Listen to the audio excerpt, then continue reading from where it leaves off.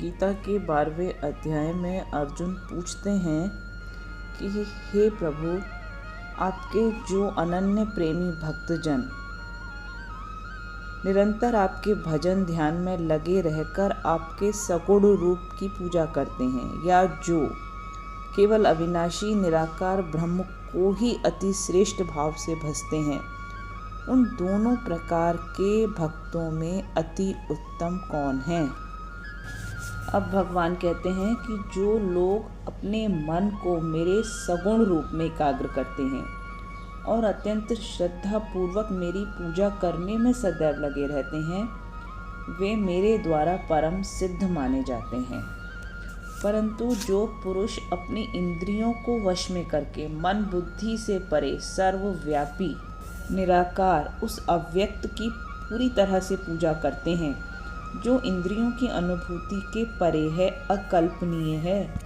वे भी समस्त लोगों के कल्याण में लगे रहकर अंततः मुझे ही प्राप्त करते हैं। लेकिन जिन लोगों के मन परमेश्वर के अव्यक्त निराकार स्वरूप के प्रति आसक्त है,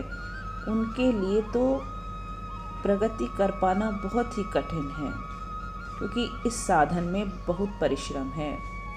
क्योंकि यह साधना अत्यंत दुखपूर्वक प्राप्त की जाती है। परंतु जो मेरे परायण रहने वाले भक्तजन संपूर्ण कर्मों को मुझ में अर्पण करके मुझ सगुण रूप परमेश्वर को ही अनन्य भक्ति योग से निरंतर चिंतन करते हुए भजते हैं, हे अर्जुन, उन मुझ में चित्त लगाने वाले प्रेमी भक्तों का मैं शीघ्र ही मृत्यु रूप संसार समुद्र से उद्धार करने वाला होता हूँ। मुझ भगवान में अपने चित्त को स्थिर करो और अपनी सारी बुद्धि मुझ में लगाओ। इस प्रकार तुम निस्संदेह मुझ में ही सदैव वास करोगे। आगे भगवान कहते हैं कि यदि तुम मुझ में मन भी नहीं लगा सकते, यदि तुम मुझ में अपने मन को भी स्थिर नहीं कर सकते, तो हे अर्जुन, तुम अभ्यास रूप योग के द्वारा मुझको प्राप्त होने के लिए इच्छा उत्पन्न करो। भगवान कहते हैं कि यदि तुम अपने चित्त को भी मुझ पर स्थिर नहीं कर सकते हो, तो तुम भक्ति योग के विधि विधानों का पालन करो मेरे लिए। आगे भगवान कहते हैं कि यदि तुम मेरे लिए कर्म करने में भी असमर्थ हो,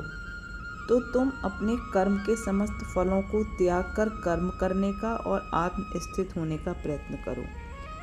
यदि तुम यह अभ्यास भी नहीं कर सकते, तो फिर ज्ञान के अनुशीलन में लग जाओ। लेकिन ज्ञान से श्रेष्ठ तो ध्यान है, और ध्यान से भी श्रेष्ठ है कर्म फलों का परित्याग, क्योंकि ऐसे त्याग से मनुष्य को मन की शांति प्राप्त हो सकती है। भगवान कहते हैं कि जो किसी से द्वेष नहीं करता, सभी जीवों का मित्र है, जो अपने को स्वामी नहीं मानता, अहंकार से मुक्त है, सुख दुख में समभाव रखता है, सदैव आत्मतुष्ट रहता है, आत्म संयमी है, जो निश्चय के साथ मुझ में मन तथा बुद्धि को स्थिर करके भक्ति में लगा रहता है, ऐसा भक्त मुझे अत्यंत प्रिय है, जिससे किसी को भी तो कष्ट नहीं पहुंचता, किसी के द्वारा विचलित नहीं किया जाता, जो सुख दुख में भय तथा चिंता में समान रहता है, वह मुझे अत्यंत प्रिय है। भगवान कहते हैं मेरा ऐसा भक्त जो सामान्य कार्यकलापों पर आश्रित नहीं है, जो शुद्ध है, दक्ष है, चिंता रहित है, कष्टों से रहित है और किसी फल के लिए प्रयत्नशील भी नहीं रहता है, वह मुझे बहुत प्रिय है। जो ना तो कभी हर्षित होता है, न शोक करता है, न पछताता है, न इच्छा करता है, जो शुभ तथा अशुभ दोनों प्रकार की वस्तुओं का परित्याग कर देता है, ऐसा भक्त मुझे बहुत प्रिय है। जो मित्रों तथा शत्रुओं के लिए समान है, जो मान तथा अपमान, शीत गर्मी, सुख दुख, यश अपयश में समान रहता है, जो बुरी संगति से सदैव मुक्त रहता है, जो सदैव मौन और किसी भी वस्तु से संतुष्ट रहता है,